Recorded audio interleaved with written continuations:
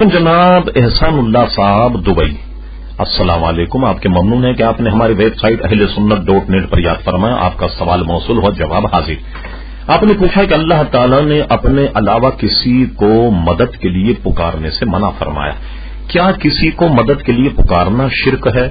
محترم احسان اللہ صاحب، سب سے پہلے تو یہ ذہن میں رہے کہ جہاں جہاں قرآنی آیات ہیں جن سے متعلق یہ ہے فلا تدعوا مع اللہ، اللہ کے ساتھ کسی کو مت پکارو، کہ اللہ کے علاوہ کسی کو مدد کے لیے نہ پکارا جائے وغیرہ وغیرہ، ایسی تمام آیتوں سے مراد وہ چیزیں ہیں کہ حضور کے زمانے میں لوگ اپنی حاجتوں کے لیے بتوں کو پکارا کرتے تھے.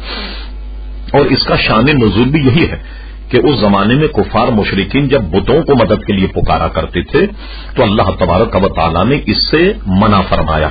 ہم اگر کسی کو مدد کے لیے پکاریں اور مدد کے لیے پکارنا ہی مطلق شرک ہو تو اس کا مطلب یہ کہ کسی آدمی کو کوئی اگر پکڑ کر مارنے لگ جائے اور وہ مدد کے لیے کسی اپنے بھائی کو پکار لے یا جان بچانے کے لیے کسی اور کو پکارے تو کیا یہ سب کا سب شرک ہو جائے گا؟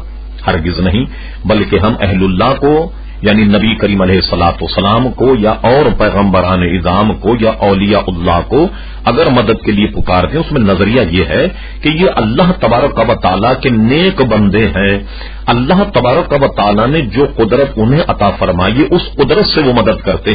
ہم مسلمانوں کا اہل سنت کا ہرگز یہ عقیدہ نہیں کہ اللہ تبارک و تعالیٰ کے اذن کے بغیر کوئی آدمی مدد کر سکتا ہو، بلکہ اللہ کے نیک بندوں کو اس لیے پکارا جاتا ہے کہ یہ اللہ تبارک و تعالیٰ کے نیک بندے ہیں، اللہ اس کے رسول کے فرما بردار ہیں، اور یہ ہرگز شرک نہیں. ہاں، کوئی شخص یہ کہے کہ میں فلاں بندے کو پکارتا ہوں بغیر اذن اللہ تبارک و تعالیٰ وہ ہماری مدد کرے گا بالذات، تو ظاہر ہے کہ یہ شرک ہوگا.